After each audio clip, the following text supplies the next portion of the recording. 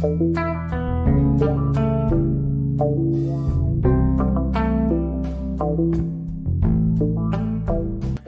to this week's episode of Top Lines and Tales, your weekly livestock podcast. And as always, we'd like to thank our sponsors, Harbro, for their continued support. Our current series of characters in livestock still running on Top Lines and Tales, and they don't get much more of a character in livestock than my guest this week, Ken Fletcher, editor of The Scottish Farmer, all-round racketeer and good guy there. Fletch, welcome to Top Lines and Tales. Hi, welcome to you too, Andy. And Fletch, the rumours have been going around for a while, obviously, that you're due for retirement from that job shortly, so we're going to have a chat to a little bit about where you came from and how you got there. And the other rumour that I've applied for your job is totally unfounded there. Please scratch that one. There's always a rumour in farming, Andy, and this is just the start of plenty more, I'm sure of it. Let's just go back to the beginnings with you, Fletch. Where are you from originally? I came from Houston in Renfrewshire, not Texas. Okay. And I was doing a year's practical before I went to Auchincrew to do an HND in agriculture. And this job came up and I applied for it and I got it. So I never actually went to Auchincrew. At that time, money was a wee bit tight and jobs were scarce. So I decided to go with the job in hand rather than do 3 years at college and then come out with a prospect of no job. So that's when I joined the Scottish Farmer. I had my interview with the late editor of the time, Angus MacDonald, and he said to me, "Do you like I hear you like fly fishing?" And I said, "Yes." And he said, "Do you tie your own flies?" And I said, "Yes." And he said, "When can you start?" So that was it. I've never had an interview like that in my pup before, where the ability to tie your own flies was deemed to be a good thing. Not do up your own flies, but tie them, a different thing. Well, that's a different thing altogether, Andy, as you well know. And so that's you pretty much straight from school then, Fletch? Yeah, well, as I said, I was milking cows on a dairy farm in Houston. They had about 120 British Friesians as they were at that time. I quite enjoyed it. I must be one of the few people in the world who had a picture of a bull called Annandale Olympus up on the wall, rather than that tennis girl who scratches her bare bum as she walks away from you. I think I had a combine harvester on mine for a while. I think the girl with scratching her bum came later, to be fair. That makes you as sad as I am. Yeah, that's probably so. Probably so. And you said Angus was in charge then. And what did you start, T-boy? Oh, the first job was more or less a T-boy. They called it a cub reporter, where you were a general dog's body. Got a pretty good grounding, because in those days there was no mobile phones. We had individual phones in the office, of course, a direct line, and we had a little TARDIS of a thing where you would go into if you needed to have a private conversation. There was no computers back then. When I started, we were still printing the Scottish Farmer at what we call hot metal. In other words, they set the type in lead, and you could always tell a hot metal compositor by the burns on his arms, where you would get the odd splash from the hot metal as it went into the moulds. Now, quite a change going from that to where we are now. Well, certainly digital changed everything, didn't it? But I mean, so you would go then, you'd be reporting stories maybe that you'd hear about within the agricultural community, or were you straight into the shows and the pedigree livestock side of it? That was mainly straight into the shows and the livestock side of it. That's what the bread and butter of the Scottish Farmer is. But occasionally you'd be asked to do a kind of news story. I think the first story I ever did actually was about the weather. And some things never changed, because we're still talking about the weather even now. It was obviously better back then, Ken. Everyone says that. Was it the weather? Well, I can remember the summer of 1976. Me too. Being at Air Show, and that was at the very beginning of May, and there were some young farmers' girls there in bikinis, which I seem to have stuck with me, that image, ever since. And I don't think I've ever seen a girl at a show in a bikini again since. Certainly not at the air show. Every time I've been to air show, it's been pissing with rain, so you must have caught a good one. But 76 was a dry year, as you said. So that was you getting started there. And your brother was also at the Scottish Farm, but did he start before you at the same time, or how did that work? Alistair was there before me, and he had left, and that's the vacancy that I'd gone for. So I think he'd been left for about a month before I went, before I joined the Scottish Farmer. And then, of course, he came back just a few years later as the deputy editor. Right. And by that time, I think I was the business editor, which meant I looked after mainly the sales section of the paper and doing trend stories and what was beef going up and sheep coming down and all that kind of stuff. Mm-hmm. But I still, my grounding was in going to shows and sales. So, for somebody who enjoys that kind of thing, it's a dream job. Unfortunately, we've got a vacancy at the moment for one such start, and we have had very few replies of anyone from agriculture that's interested in it. Really? Funnily enough, it was a postman from Manchester that thought he could do it, but I don't think that's going to work. No, the thing is, in that job, you get to know everybody, and very quickly as well, you get to know everybody, and you need to know everybody, and what's a bit like the job I do, I suppose, that you get to know everybody and what's going on, just to keep the news coming, and it's all about contacts, and you'd have made a lot of contacts very quickly, I guess. I think, one of the best things about that was that one or two people took me under their wing, and one was the late George McElwraith from Billig. Mm-hmm. And I met so many different people through George and his contacts, both here and in Ireland and in England. And, I'm ever so grateful for people like him. In later years, it would be Gavin Shanks, John Hornell, even Lord Richard Wellesley. We used to go to events together, and you would meet such a diverse range of people that it's a wonderful industry to be involved in. If you want to find out something, you just ask a pal, and he will know someone who knows someone else. So it's in that respect, it's been a fantastic journey through the industry since 1977. Can be a bit dangerous asking a pal who'll ask a pal, because when you've got to write it down, once it's written down, it's got to be right. But I know what you're saying. But going back to George McElwraith, of course, short finger, we've talked about him before on the podcast here, but some man, wasn't he? A man into all sorts of things, would turn a trick on anything. He was, in many respects, he might have been a wee bit ahead of his time, because he invested in some of the exotic breeds. I think probably maybe one of his downfalls was to take the Romagnolas a bit too seriously, and there's not many of them left now, if any at all, in the UK. He should have taken the leaf out of some other people's books. When the Romagnola came into the UK, the first thing they did was resell them to the US, and some people made a lot of money by doing that. Mm-hmm. But George stuck by them, and as you know, he had several parts of his fingers missing, and I was there one day when they tried to sell a bull, and he was asked, how much was that one? And he held up this hand that had about, several fingers missing. And the guy said, is that 1.5, 2.5, or 5? Brilliant. No, he was some character, and got into the Rouge, of course, as well, didn't he? And George, he made money at a lot of things, really, and John as well, of course, young John, or Jock, as we know him, getting into the Beltex as well. And interesting family, and interesting mentor, as you said. I think both of them had their grounding in Border Leicester sheep and Ayrshire cattle, which was very much the kind of in thing in the 60s and 70s.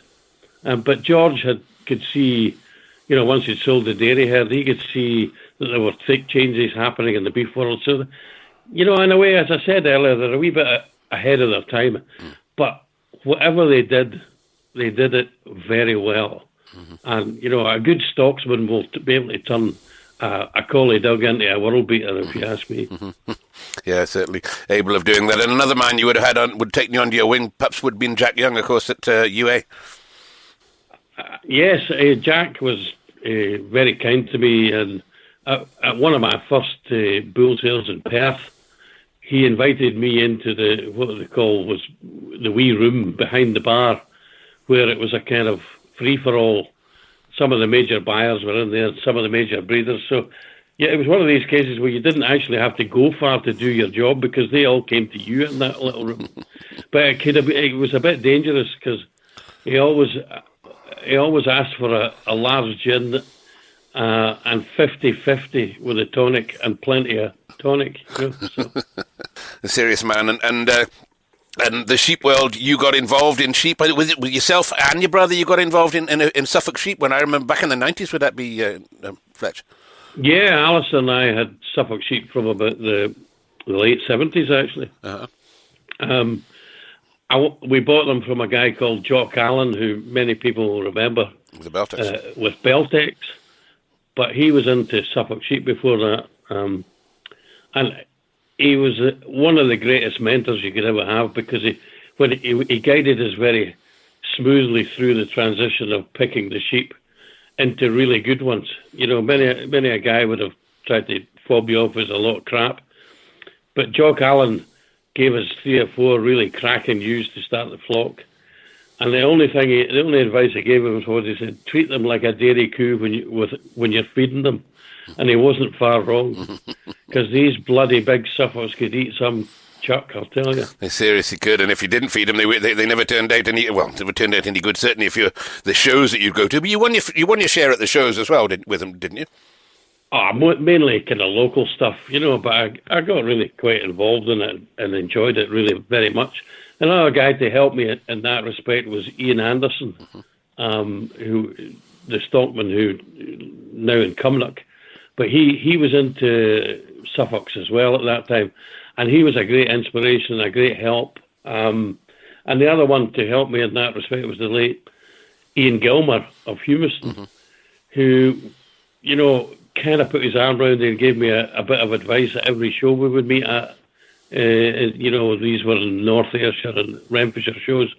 So these guys were all about winning, but it didn't mean that they didn't help some of the youngsters who were trying to show sheep at the same time. I think there's still that ethos there today, isn't it? I tell that to youngsters starting out there. Go out and ask the guys that you respect, and you know they won't turn you down. You go and ask them for advice, they won't turn you down. It's if they do turn you down, ask somebody else. But it's about learning from the older generation, isn't it? But you'd have been in the time with the Suffolks when the high flyers had been there, I suppose. Certainly into the 90s when the mares at Muresk averaging 10 grand for 10 tops at Edinburgh, etc. The job got serious, didn't it?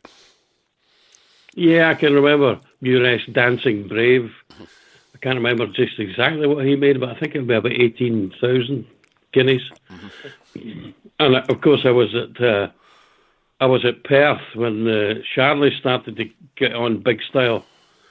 Mayor's director at 56k. Mm-hmm. You know, it's been one of the kind of great things about the job is to be there when such things happen. Well, you know, being at a Blackie sale when 2 twin brothers made 150 grand between them. Mm-hmm. It was, you know, some of these things will stay with you forever. They are, and the memories out there, well, the times, they are electric as well. But you guys would always, the Scottish Farmer would always be renowned compared to any other paper that I know of anyway, worldwide, I think, would renowned. It seemed to capture that atmosphere in your articles when you were sort of portraying, always had the good photographers. We've chatted to John Fraser before now on here as well, and good photographers putting them right. But you just seem to make that atmosphere come through in your articles, I think, and that's about being there and knowing the people, isn't it? Yeah, but the origins of the Scottish Farmer go way back to, you know, the 1893. It's 130 years old this year. And that's one of the reasons that I'm retiring is I suddenly realised I'd been there for a third of its lifetime. Because you think 130 years is a long time, but it's not really when you've been there for 46 of them. No. But we go back to being owned by, you know, the likes of Campbell McPherson Grant at Ballindalloch, mm-hmm.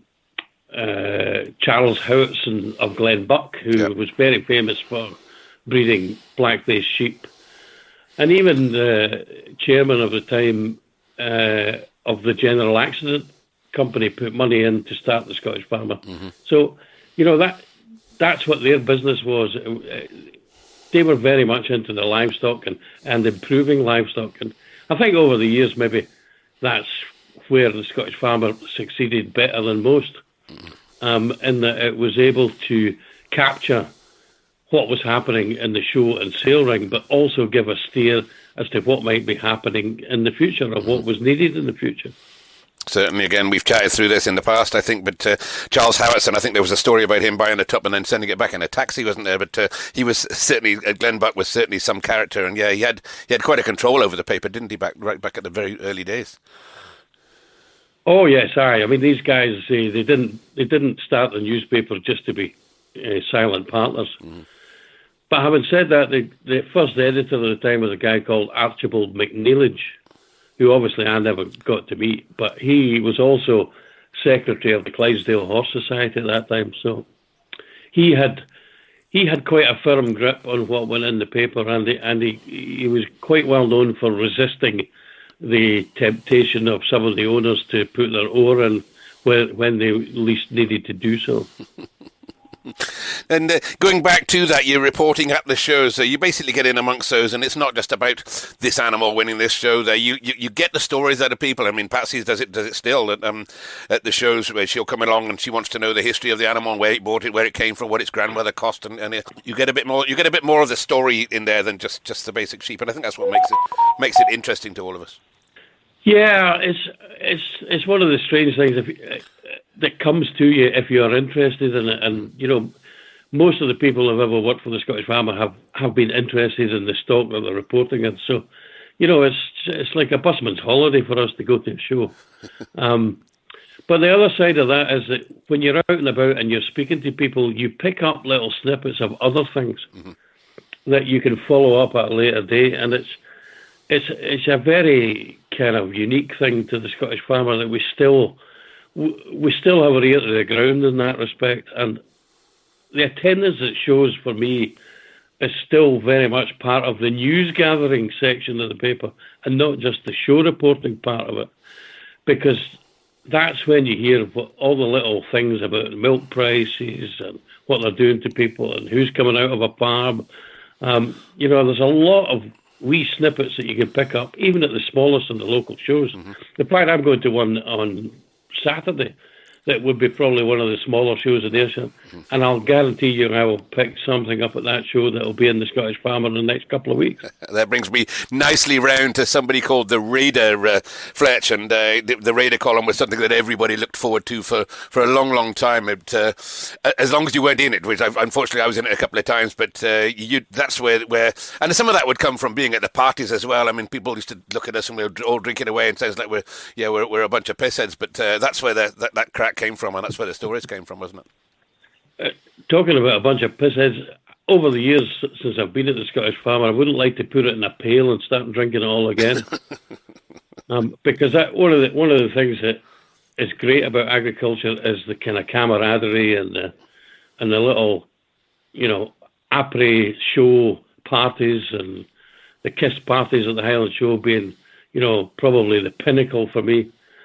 But you know, as you say, that's all part of it. It's all part of the deal. When you buy into it and you're interested in it, that's what you buy into. You buy into the people and you buy into the personalities, and it's been fantastic for, you know, broadening the mind a wee bit.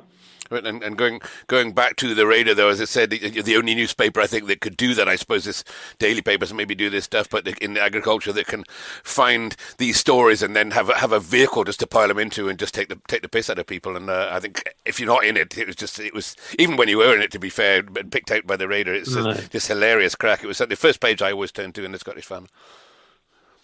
The Raider kind of died with COVID, you know, and the ability to not have people making an arse of themselves basically kind of put the death knell on the Raider column. In fact, you know, one of the things I might do before I depart is to kind of resurrect it a wee bit, because I'm well aware of the fact that people like to have a laugh every now and again, and sometimes we can all take things a wee bit too seriously about politics and the price of this, the price of that, the weather and everything. And sometimes we just maybe need to lighten the load a wee bit. So I very much take on board what you're saying about the Raider column, because it was always a kind of first stop for a lot of people. Mm-hmm. And unfortunately, the chap who used to do the really pointed and very good cartoons to go along with it is no longer fit to do so. Okay. So that was another reason why we kind of desisted from it. Mm-hmm. But I can see, having been at the Highland Show this year, there are still people out there making a right backside of themselves, so it's time to resurrect that again, I would guess. You got a perfect chance to do now, Ken. They're not going to fire you this late stage, so you got a perfect chance to do that. But no, it is brilliant. And as you said, people having crack and having a laugh there. I mean, the COVID obviously drove that home to a lot of us, and all of a sudden people were stuck at home for a year and a half, not even getting out the road end. And you realise then how important the shows are for folks to get out there and have that crack, even if it's just to, the jokes that you've been saving up, like you've always got a joke around the corner, the jokes that you've been saving up there, just to air them out in public along with a few of your mates. The biggest problem with jokes now, Andy, is that the internet has killed everything. Everybody has heard the joke before it ever gets round, whereas we used to just use word of mouth to get it round. That's true. And that's the same for agricultural news as well. It's very difficult to keep a story for yourself that appears in the paper on a Saturday that nobody else knows about. And I suppose that's one of the jobs that we do. But it's increasingly difficult in the digital age to, keep something really special to go in the paper for the Friday and Saturday that it comes out. And it's one of the big challenges for anybody who's in this industry at the minute, is to generate something that other people won't. We call them USPs, a unique selling point. Mm-hmm.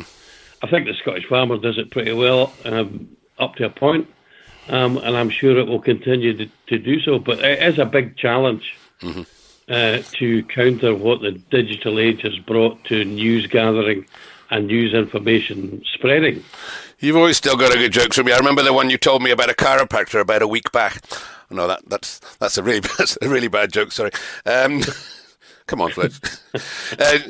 Just moving on to your own climb up the tree, as it were. Then you eventually took on the job of editor. How long ago has that been now? You took over from your brother, I believe. Yeah, I took over from Alistair 6 years ago, passed in May. And, of course, we've had a lot of stuff since then. The COVID years weren't very good for anybody, but it was I'd gone from an office environment on a Friday to being housebound on the Monday and never having had to produce a Scottish Farmer from your kitchen table. It was quite a challenge. And I think it's testament to the staff at the Scottish Farmer and everybody involved in that, from all sides of the coin that produced the paper on a Friday, that we managed to do it on time and we never missed a deadline, which is quite a feat when you consider that we didn't have all the connections in place that we should have had to, for this kind of thing. We used to be in Renfield Street in Glasgow, and our lease was up for let at the end of March that year.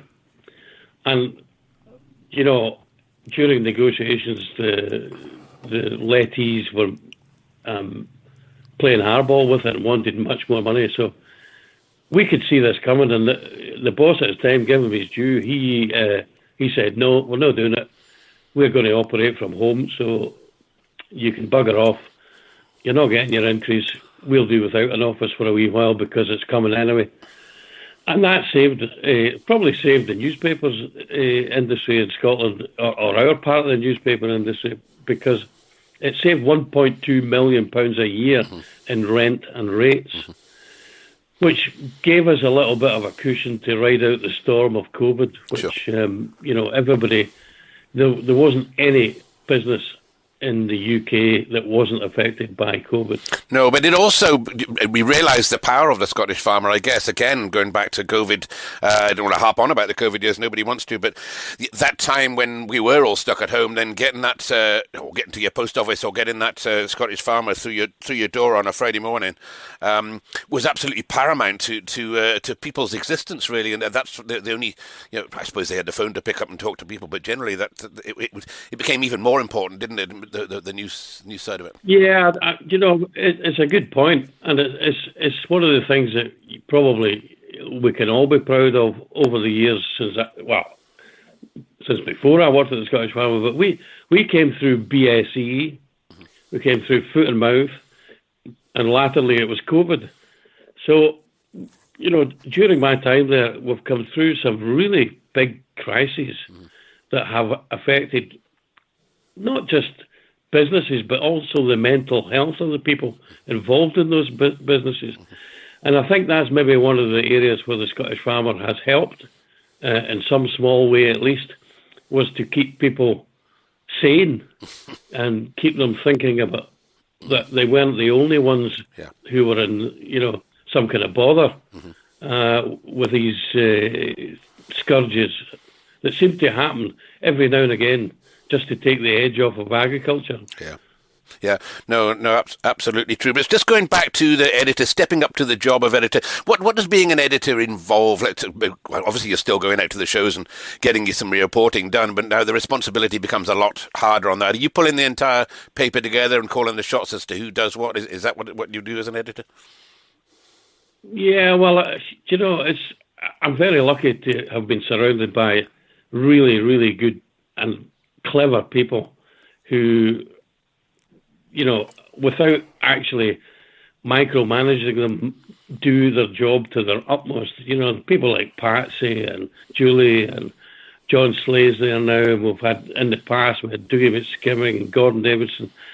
Guys with a whole lot of experience behind them. And it's not that difficult to edit a paper when people are quite good at their jobs.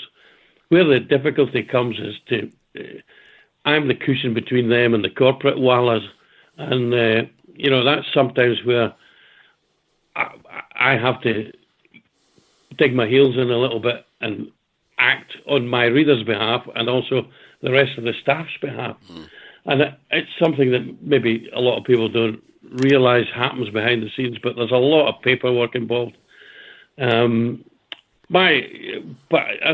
you pointed out earlier on, I have got a lot of contacts in the industry, and I tend to hear a lot of things on the QT, on the phone call, but, it wasn't me that told you, but that kind of stuff. It happens on a weekly basis, a daily basis even, and then it's up to me to decide whether to act on it at the moment or keep it up my sleeve for another opportunity, or sometimes we just say, do you know what?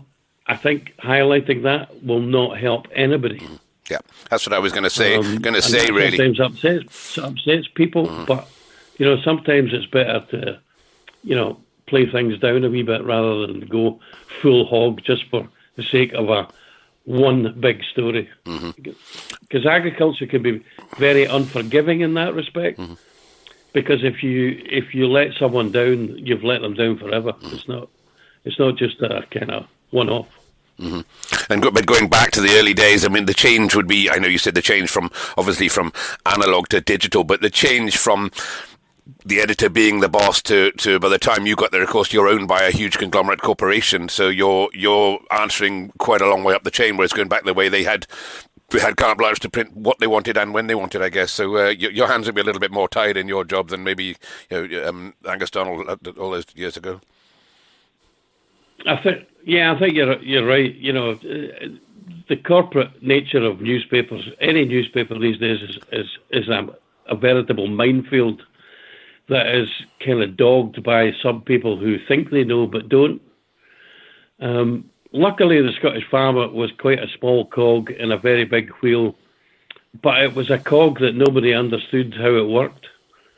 So we were more or less left alone as long as we, performed financially, which we have done. the Scottish Farmer has been a profitable newspaper in all the years I've been there. Some years will be more than most. So as long as you can do that, you tend to keep the corporate wallahs tend to stay away from you. And because they don't understand agriculture, you're able to, kind of bamboozle them a bit. I can say this now that I'm retiring. So some of them are listening. You've been bamboozled over the last few years.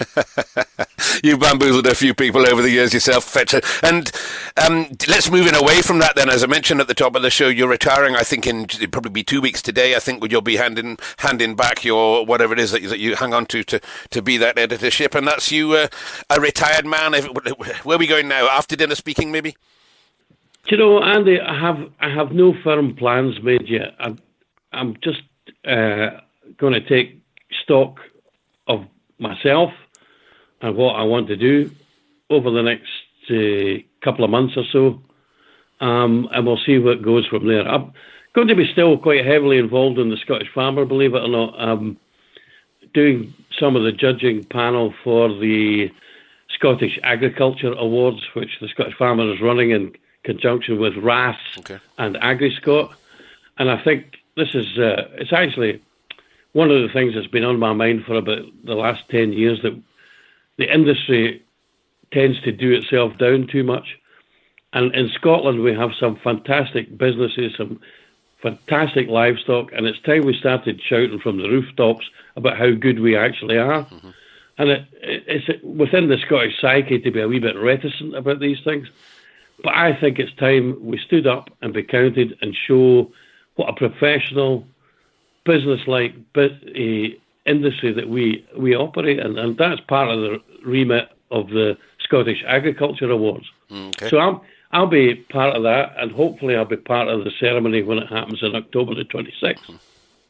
Okay. I didn't get my entry in this year for the Top Lines and Tails put up there, but now I know you're a judge there. That'll be favouritism, so I'll not put that one in this year. But no, that's brilliant you're doing that. And we talked again on this show a while ago about your old friend Donald Bigger, who was involved obviously in being on this board and that board and giving his expertise back in there. Is there a place for you there to get a few non-exec jobs there? You can use some of your historic knowledge to help other organisations? Yeah, I mean, I have to say that, Donald Bigger is one of the reasons why I'm considering retiring early. Simply because, it brought it home to me that life is a bit fragile sometimes. And sometimes it's time to look after you rather than do someone else's bidding. So I can't really afford to retire, but in many respects, I cannot afford not to retire. So it's time for a wee bit of time for me. I may take up a bit more fishing with my chums, which is a very, very dangerous pastime. I've managed to lose 2 phones in the last 2 outings, so I've no idea what happened to them, but they're both at the bottom of a loch somewhere. I'm told, somebody said the other day, you like going out in a boat. It's whether the fishing gets done or not, you like going out in a boat. Not like me, I went out fishing with my neighbours Rod and Annette the other day. You'll know them, of course. That's another joke there, Fletch, sorry. Yes, almost. Almost. No, the fishing side of it, and again, you mentioned a couple of your chums there, Gavin Shanks and Donald Bigger and what have you. You still do get out there a bit of trout fishing on the lochs? Yes, 3 men afloat in a boat with a bottle of Bunnahabhain is quite a thing.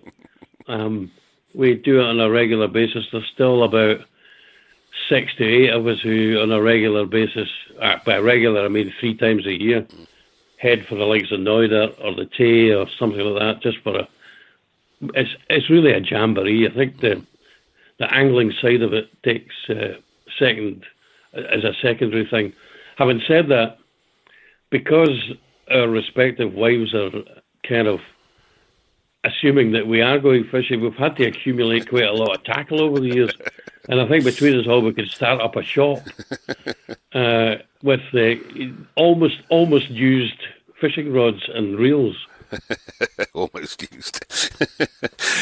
And you mentioned the wives, of course. Fiona, your lovely wife there, will be absolutely not knowing what to do with you kicking around the house, so she'll probably be sending you off fishing, although she tends to get travelling a fair bit herself. Yes, I mean, Fiona is another one of the reasons why I want to spend time with her. And she, well, fortunately for her, and sometimes fortunately for me, she goes off on long trips with her job as a tour guide with Field Farm Tours. So I think there's opportunities there too for me to go along as a kind of passenger as well. Hold the jackets, as they say.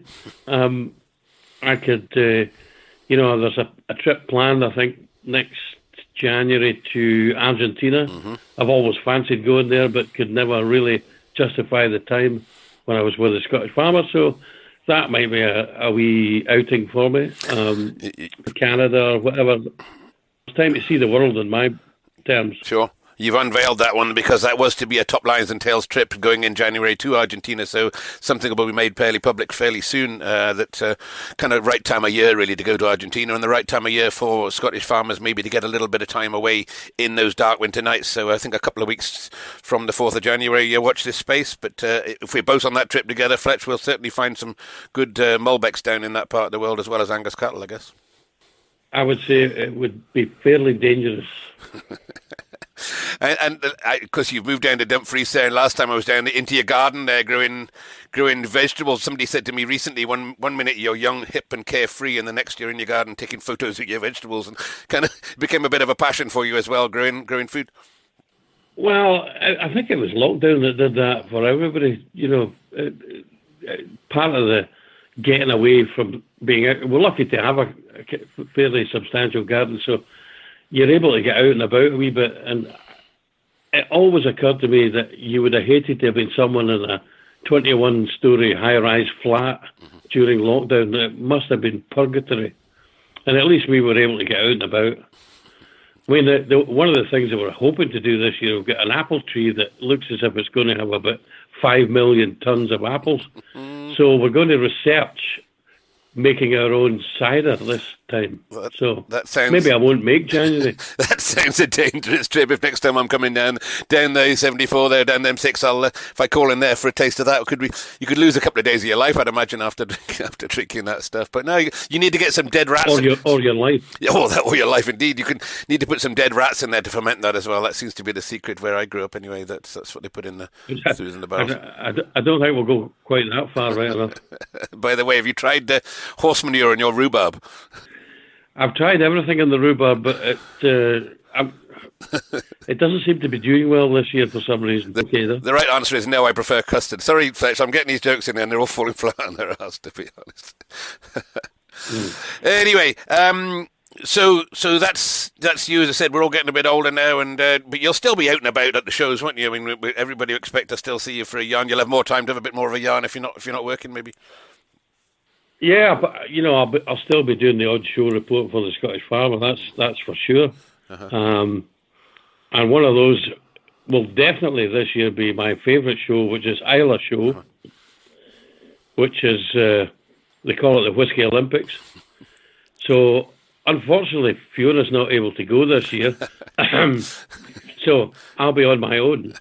But I may have to take a couple of pals with me just to look after me and make sure that I don't get into any trouble. And a driver and a spare ambulance standing by.